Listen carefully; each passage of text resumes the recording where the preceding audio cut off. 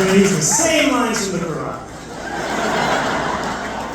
We have another round of applause for Brad Lander!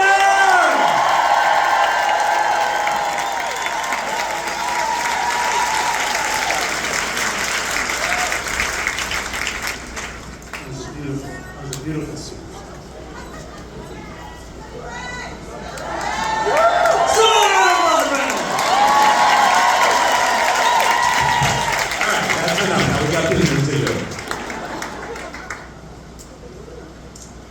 Good evening, my friends. It is a real honor to be in a room so full of love and solidarity. And I have much of those very feelings and emotions and commitments that I want to share with all of you.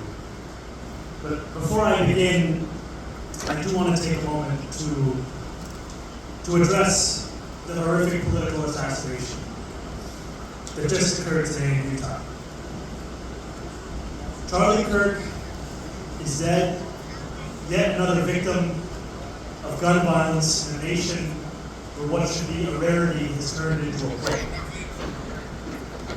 It cannot be a question of political agreement or alignment that allows us to mourn.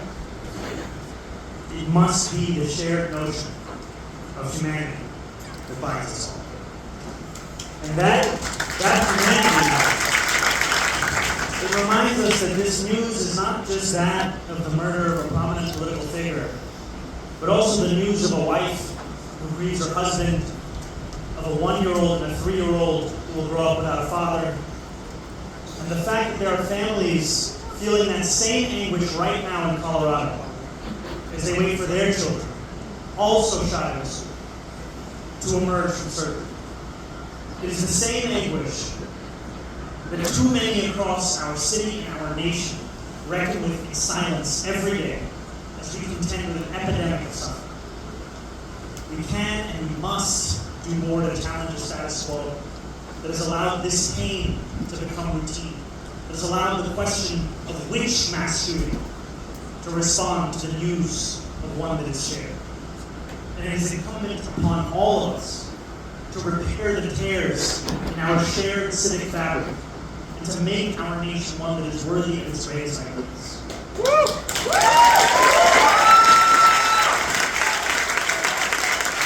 With that, I wish that Charlie rest in peace as well as every other victim of gun violence from this day and before in our country. And when I think of those who do the hard, unseen work of uplifting our shared humanity, I so often think of the man that is standing right here beside me. And I will always admire Brad for so much, but most of all, for how he showed our city and our world what politics can be. It need not be defined by personal attacks and division. We can campaign on how we seek to govern with courage, with collaboration, and an unbending commitment to justice. Truly. And as someone who recently walked from the tippity top to the tippity bottom of Manhattan, it is a pleasure to see the incomparable Alana Glazing. Because being here tonight truly feels like being with family. I look at this room and I see so many faces that have not only been a part of this campaign from the start, you have been there with me far before that.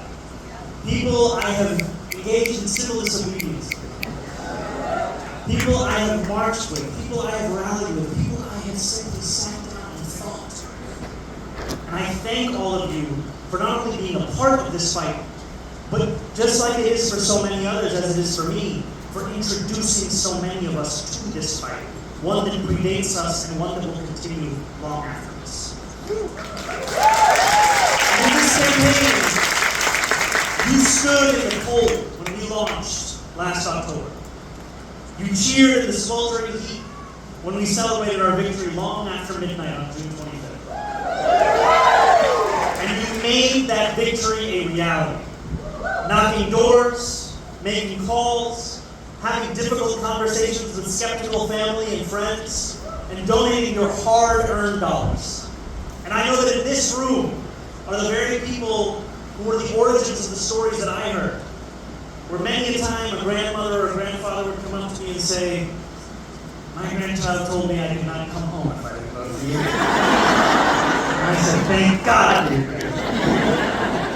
But I have also heard of grandparents, grandmothers, and grandfathers alike who have been at the heart of this. Most recently, who we saw in Ruth Messenger's incredible gathering of seniors for Zohran, where we saw a sign that said, "I'm not even on social media, and I'm still voting for Zohran." And I'm so proud of the movement that we have built together.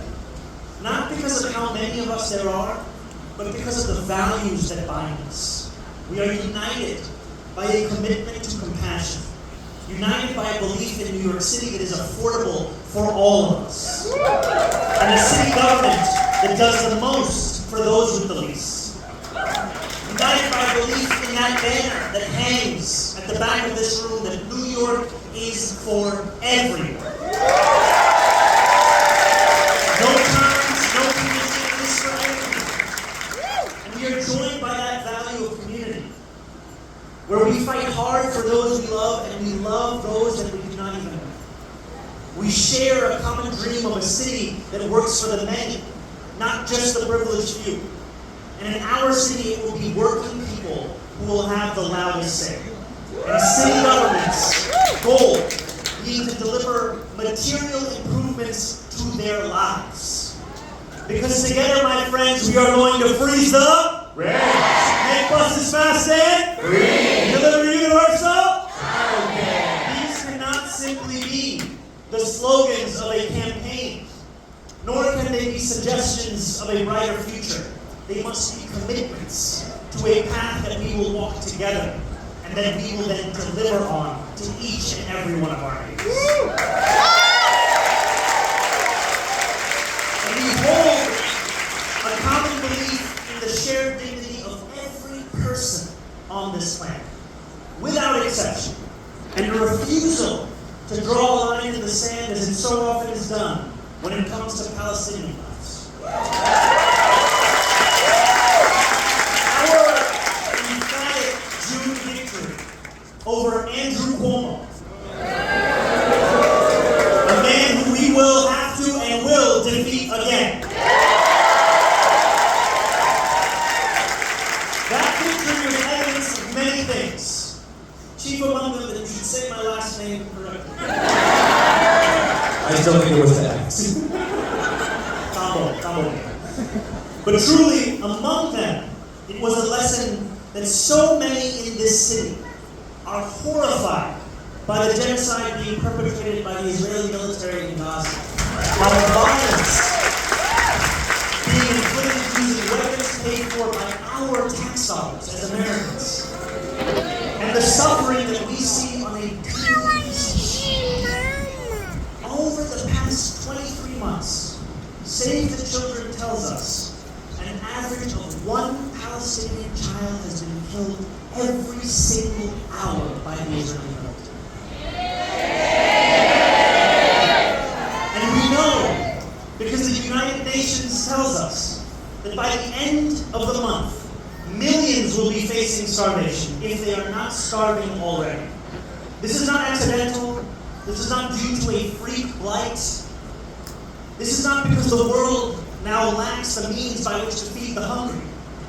It is because those decisions made by the Israeli government and by our government here continue to ensure that that is a reality.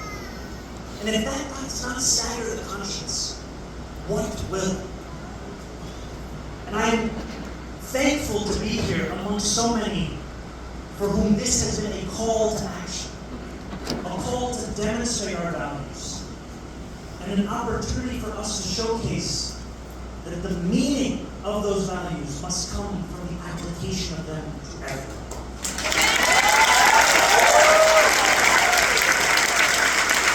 At a moment of alienation and isolation, the work that JFREJ does is grounded in a desire to build a better world holistically, conversation, nonviolence, and a tireless effort to find common ground.